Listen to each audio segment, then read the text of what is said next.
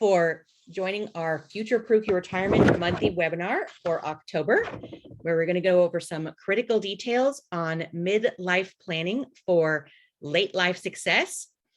Next, while you will meet us all during the presentation, I did want to make a quick introduction to the Future Proof team. We consist of Alicia Mack, a senior living advisor with Oasis Senior Advisors, myself, Joy McMurtry, a certified financial educator, and also Jackie Walter, who is a health and Medicare insurance broker with Transiting Insurance, who could not join us today. Today, our guest speakers are Marisol Goodman with MC Goodman Law and Kilie Crowley from Solace. Next, our purpose when we created this resource was really to focus on educating people so that they are prepared for a successful and crisis-proof retirement and late life. While you just met the founders, every month we have guest speakers adding value to our free webinar, including speakers on estate planning, forever home planning, supplemental insurances, and tax planning. Our vision is to bring up those questions that you wouldn't think to ask yourself so that we can help you better prepare before it's too late. It's always better to have a plan before you're in crisis mode. And your first speaker today is me. Today, I'm going to talk about sort of the final countdown and what you need to prepare to leave a legacy. When you imagine leaving a legacy, in what vehicle do you see yourself driving off into the sunset? For most people, their car might look something like this. 62% of seniors rely on Social Security as their primary source of income. Average income from Social Security being only a little over $1,600 a month. They're going nowhere fast and don't really have a lot to leave their families. In fact, only 20% of children receive an inheritance these days.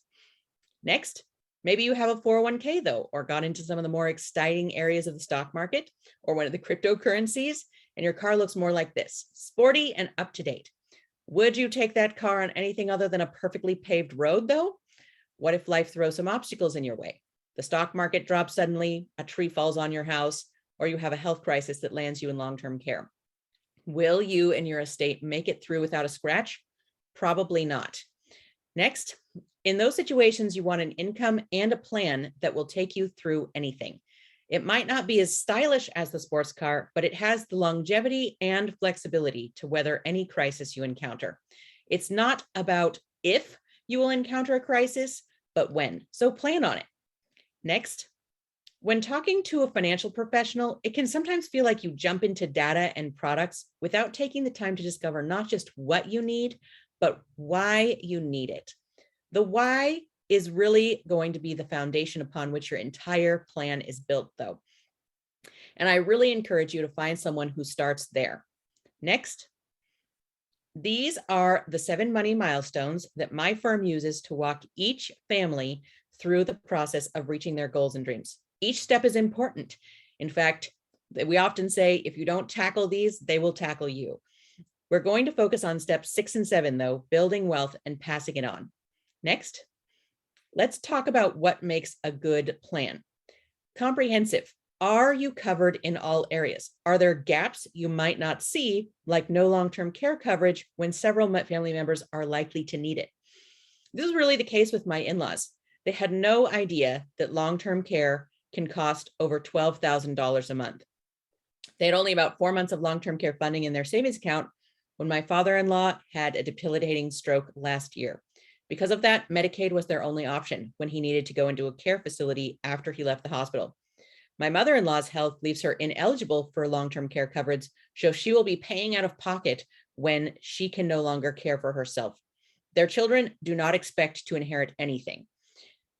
Cohesive is about, do all parts of your plan work together? Many times people collect a 401k here, some stock there, maybe a rental property. How do all these parts help you in case of a crisis? Can you have confidence? Your legacy goals will be protected if a crisis comes.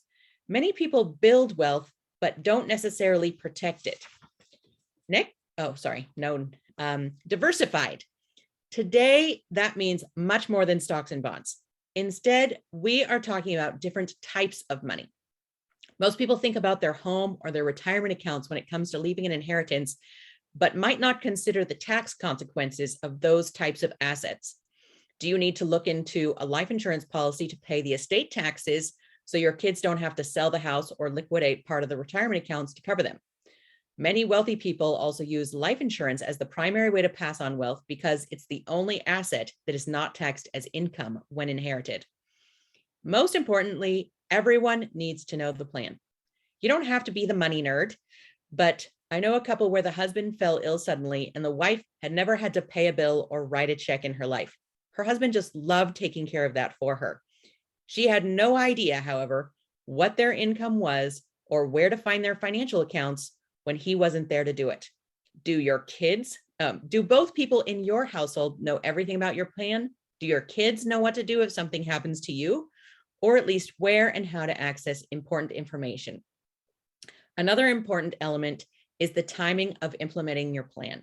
As you can see, many things need to be put in place long before you will ever need them. Long-term care insurance in particular needs to be addressed early because by the time you're thinking you might need it, and with how long many people remain healthy and active these days, that could be in your 70s or later, many of your options for long-term care coverage may no longer be available since you have to qualify when you're in good health or before the age of 70. My grandmother purchased her long-term care policy in her mid-50s and didn't use it until she was 92. But she felt it was 100% worth it to have that extra income when she really needed the extra care, and it means she's able to preserve more of the wealth she and grandpa built for their kids. Next, with current divorce rates over 50% and remarriage fairly common, one easily overlooked item after people remarry is updating beneficiaries on retirement accounts, life insurance policies, and the like. Whoever is listed as a beneficiary will get that money when you die. That beneficiary designation trumps your will, and no amount of estate planning can fix having the wrong beneficiary listed. In 2013, a case like this made it to the Supreme Court. When Warren Hillman died in 2008, his assets included a life insurance policy worth over $100,000 with his ex-wife listed as the beneficiary. His widow and ex-wife fought over that money for 5 years until the Supreme Court decided that his ex-wife would get every penny. On the other hand, 401k plan rules dictate that your current spouse must be the beneficiary unless he or she legally agrees not to be. That could leave children from a first marriage unintentionally disinherited. Property inheritance depends on title, so check with an attorney in your state to make sure the family home or your beach house goes to the people you want them to. Family heirlooms should go into your will or trust so the correct family members receive them. This is especially important if a person was widowed, remarried, and added more children to their family so that each spouse's heirlooms go to his or her respective children. Next, there are several benefits to working with me and my team. It's free to meet with us, and we never charge for advice. We want top-level financial strategies to be accessible to everyday people. You also get the benefit of a large team of specialists. We have experts in life and long-term care insurance, retirement, investment, estate planning, and college planning on our team to help each family build their customized plan. And next, I get to introduce Marisol. Hello, hi. My name is Marisol Goodman. I am an estate planning and estate administration attorney. So my background, my approach to law is really influenced by my background. I was a crisis worker and then a case manager for at-risk families, and I currently sit on a board of a nonprofit located in Eugene, Oregon that provides medical and mental health services. So my background really gives me an opportunity to really sit and listen to my clients about the most important aspects of their lives is who takes care of whom in that relationship. One of the biggest things that you can do for your families, for your loved ones, is do your estate planning. What is an estate planning? It is basically a collection of documents. As Joy had mentioned, there are all different types of documents in which you hold your assets, whether it's a 401k or retirement, but you are designating who is going to stand in your shoes to make decisions about your medical care, about your financial health.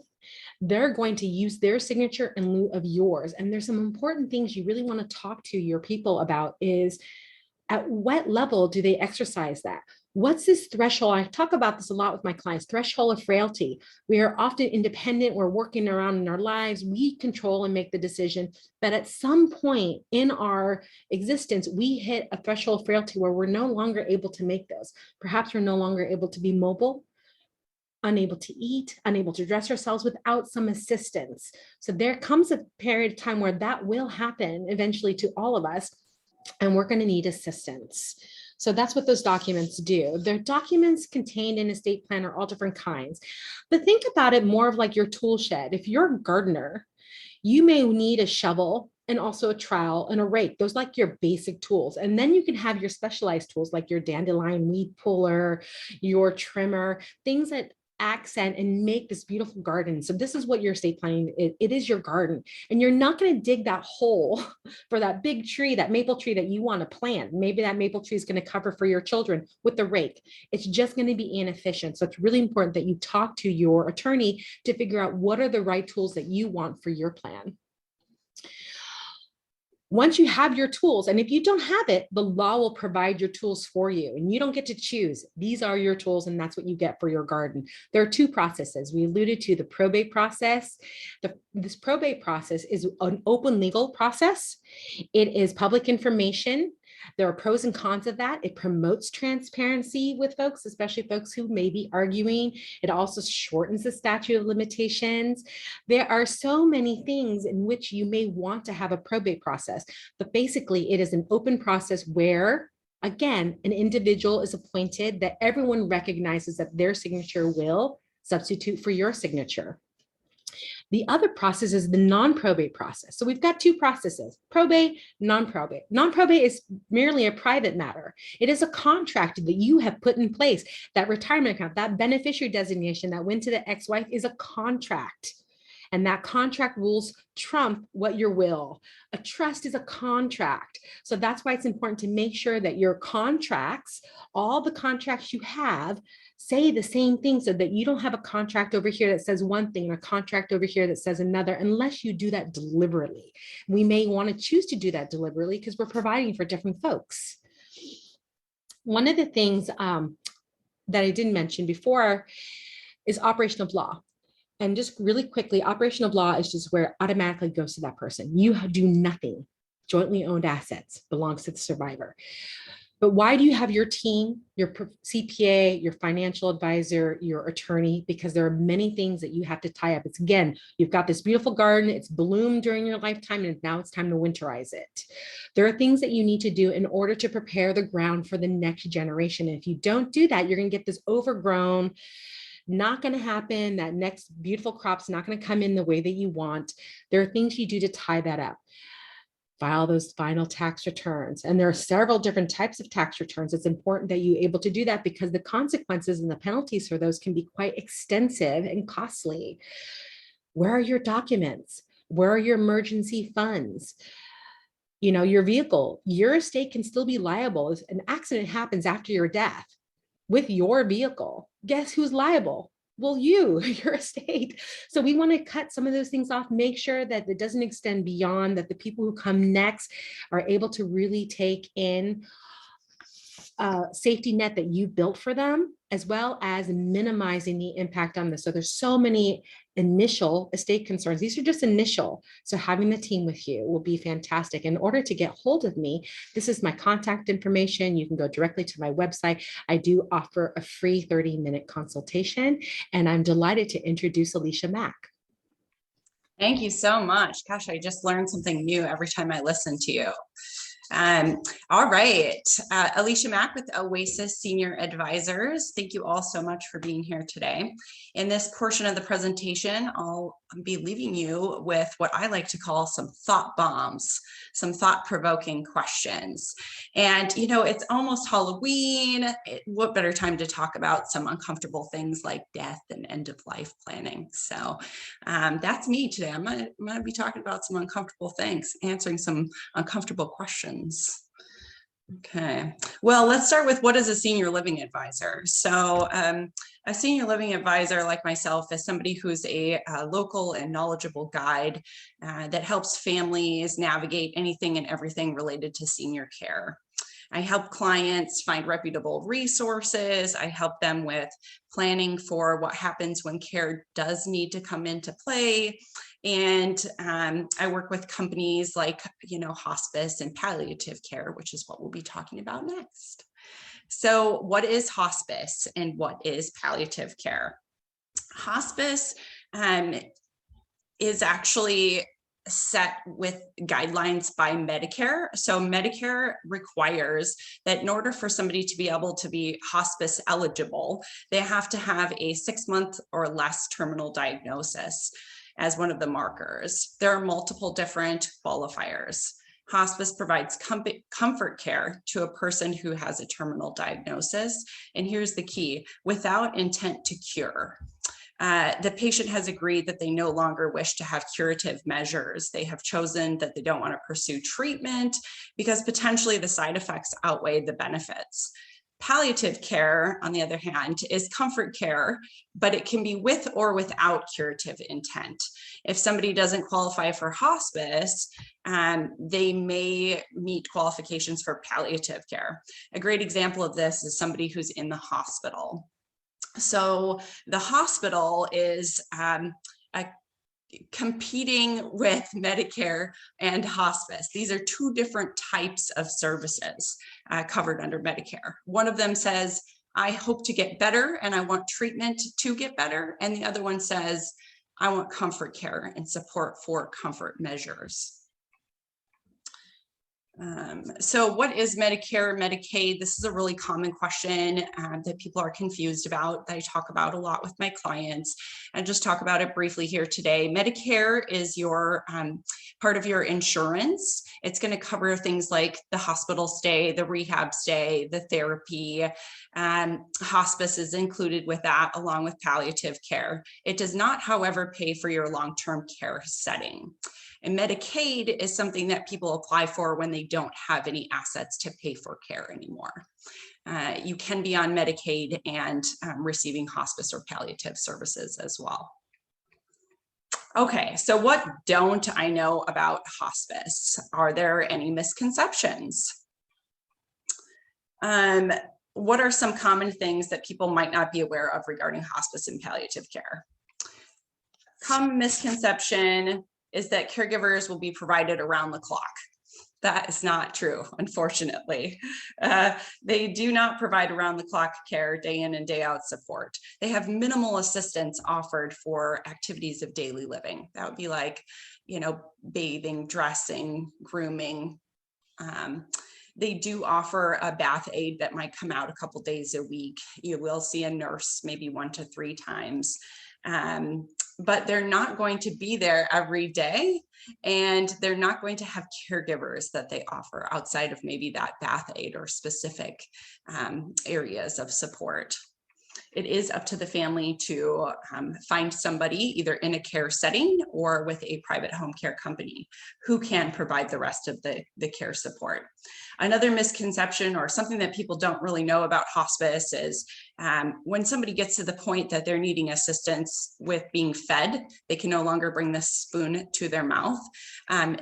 No long-term care setting has the staffing to accommodate feeding. Okay. And hospice doesn't provide people to help with feeding either. Usually that falls on the family themselves to come up with, either paying a private caregiver to be there during meal times, or the family themselves being the ones to feed the person. Okay. So some interesting facts here. What happens when a loved one passes away in assisted living or a memory care? I think Joy asked me, what happens if it's a nursing home and they pass away? Is this still the case? So if hospice is on board, if they're already engaged on hospice services, hospice is the first person or team that gets called after somebody passes away. If somebody is not on hospice services and they were to pass away in any setting, the police are actually the first responders who need to come out to investigate. They have to investigate that there wasn't a wrongful death. So even if they're in a nursing home, even if it's memory care, if there was no hospice involved, the police would be the first responders on site to review. Another interesting factoid, I guess, is if you're in a community, the state says that that body cannot remain there past a certain amount of time. So in Oregon, it's 24 hours. They have to notify the mortuary or whoever's going to pick up the body within that 24 hours to pick up. Why is this interesting? I think there's family from out of state or out of the area that may want to come see their loved one, and they might not know that, they can't just stay there in their apartment or their room for an extended period of time. So there is a process that they have to follow there. And it's either going to be the hospice company or a care provider that's going to prepare the loved one after they pass. They prepare them by cleaning them. There may be gases and fluids that eliminate after somebody passes. And so the caregivers will come in and help clean them up and make them presentable so that people can say their goodbyes. If hospice is on board, they'll be the ones to notify the mortuary. If there's no hospice on board, after the police have come, the next step would be for the caregiver or the family members to notify their mortuary.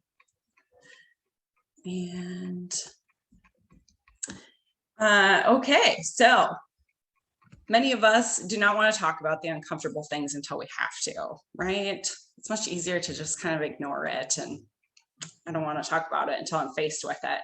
It's okay to be curious about these things. It actually might be less shocking and perhaps help you prepare better for what to expect if you do have some of these tough conversations. I don't work for a hospice company, but I am someone who's been working in the senior care industry for 17 years. Along with my knowledge and experience, I also interviewed Megan Thompson, who's an RN, a registered nurse with Kindred Hospice, to help me put together this presentation for you today.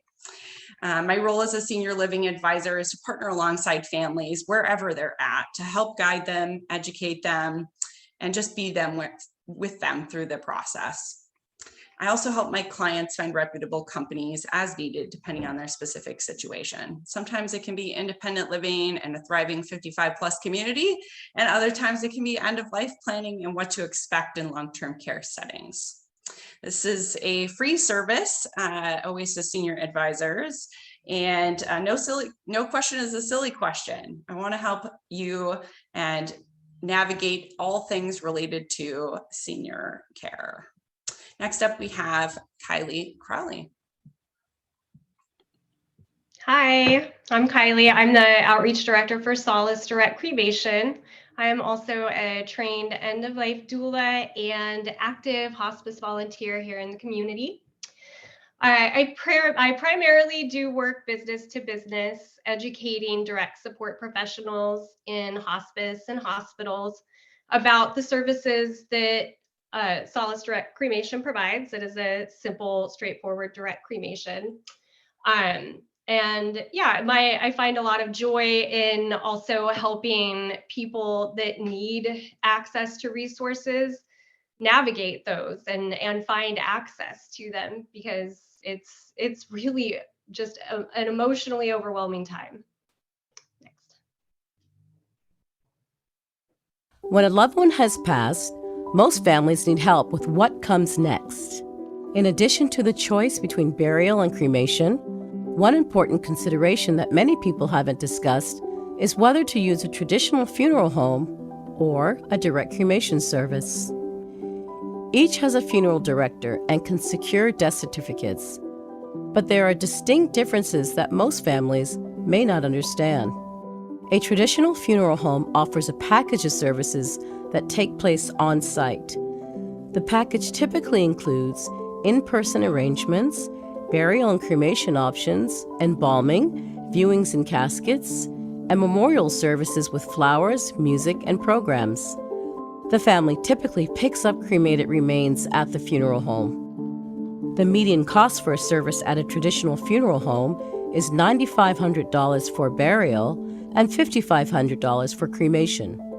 Direct cremation offers a path for those who wish to honor their loved ones at a later memorial service or celebration, or for those who prefer a simpler and more affordable process. Direct cremation services usually include arrangements made online or by phone, taking a loved one into care, and cremation without a viewing or a special service. With direct cremation, remains are delivered to the family either in person or by priority mail. The median cost of a direct cremation service is $2,500. This can be a tough time for a family to make big decisions, but knowing the options, those decisions can be more informed and far less stressful.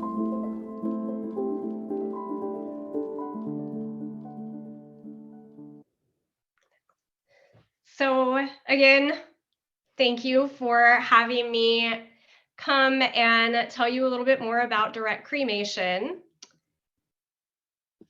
And yeah, so Solace in a nutshell, Solace was actually created by some former Nike creator designers based on their personal experience. Both of them had made arrangements for the passing of their parent after they had already filled out and made arrangements for cremation previous to their passing. So Keith had to go in and finish up making the arrangements for his dad, and it was long and complicated, and he felt that that there had to be a better way. So him and David, our other co-creator, David Odesanya, had discussed their experiences and together decided that they would use the design thinking that they are, well known for to create Solace direct cremation. So Solace is a direct cremation provider. Direct cremation, as you heard in the previous video, is a very simple service. It is exactly that. There is no casket, there is no viewing. It is the cremation service itself. We are available 24 hours a day, 7 days a week, 365 days a year, online and by phone. The price for our service is $895, and this is inclusive. The only thing that is not included is the cost of the death certificate, but we do assist and take care of all of the filing. So, sorry. Since we are a direct cremation company, online platform, there's no meetings. We don't have a funeral home location. The funeral home is our care team. We are here all working remotely by phone to answer your call. Next. We also have a lot of free resources on our website. We have digital tools that can help you pre-plan or make advanced cremation arrangements. So this is a free service. There's no charge for advanced planning with Solace Direct Cremation.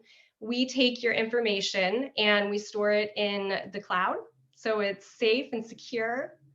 Then we suggest that your medical POA or your next of kin knows the choice that you've made, and they know where to find all of the paperwork so that when they call us, we're just able to pull all of that information up and then help guide them through the process. Solace is also, we understand that cremation is not the most environmentally friendly form of disposition, so we have elected to be carbon neutral. Next. So us versus the competition, you did hear a little bit in the video about cost for making arrangements. So direct cremation is definitely the most affordable option for people looking at disposition. The West Coast national average is around $1,650 and the median average is around $25. Solace is $895. And as I had said before, this is inclusive. So what that includes is we come take your loved one into our care from anywhere in our service area. Then we take them to perform the cremation service. Once that is done, we make sure that your loved one's remains are delivered to you either by hand in our service area, which here in Portland is Multnomah, Clackamas, and Columbia County. And then if you're outside of our service area, we make sure that your loved one's remains get back to you via USPS. So one of the things that I did forget to mention is us being an online digital platform. And having that toll-free number, having the care team available all the time, that actually enables us to support families from everywhere. So if, as Alicia was saying, if you have a family member that's in hospice, we can help, we can support you, even if you are in Montana and your grandmother is here in Oregon. It's likely that your grandmother's social worker has already talked about making these arrangements with her, and they're able to guide you through this process as well from anywhere. So even if you're in another state, we can help you if your family member is in our service area. So I want to tell you a little bit more about our care team. We have a really wonderful care team. They are super empathetic and compassionate. A lot of us come from either a background in healthcare or early childhood education. And then, of course, there are those of us that have experience in end-of-life care and death care. We have 2 fully licensed funeral directors on staff. And as I had said, we're just always here. We're always available to listen, guide, and serve while you are facing probably the most difficult time you've ever faced. Next. And then I'll just give it back to, oh, there we go. So I do want to talk about our reviews. Solace is different because we have a lot of really wonderful feedback from the families that we've supported. I would encourage you to go to Google and take a look at the 5-star reviews, because I think, and many of us here at Solace also believe, that the experience speaks for itself. So if you have any questions, please feel free to reach out to Solace directly. Our phone number, oh, thank you. And this, yes, we do offer, you can call anytime. We will walk you through the process from start to finish. If you have questions about advanced cremation planning, also go check out our website. We do have a ton of free resources on there. Look under the About section, learn more about us. Thank you, Kilie. That was excellent. I have a personal testimonial. My family used Solace for my own grandmother, who happened to be visiting from Minnesota when she passed away in Oregon here. And I kind of called them in a panic, and the owners were fabulous. They took really good care of our family, and even just helped us figure out how many death certificates we would need and who would need to get those death certificates. And they told us when they had grandma, and they told us updates throughout the whole process. And I think one thing you didn't mention is they took her pacemaker out also.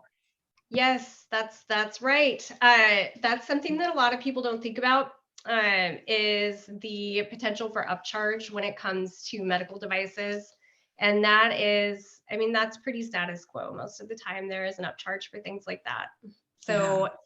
It really is, like, we have tried very, very hard to make this process as simple as possible. The goal is to keep families at the center of everything that we do and ease pain points whenever we can, so that you can focus on being together and doing what you should be doing after someone has died, and that is being a comfort to each other. Yes, thank you so much. I think all of us have touched on the fact today that our most important point we're trying to get across is to make sure that you have a support team before the crisis hits. Have a financial planner, a tax advisor, a health insurance advisor, a legal counsel for estate and elder care, long-term care and senior living advisor, senior real estate specialist, and don't forget for the caregiver to be supported in your life as well. Ideally, they will all communicate well together and make sure that you are holistically covered through your needs. Thank you again for the opportunity to share this information with you today. We will be sending out a resource packet to the email that you registered for this webinar with. If you'd like to set up any free follow-up appointments with us, feel free to reach out. We're going to go ahead and stop the recording now and open up the microphones for the Q&A portion of the webinar.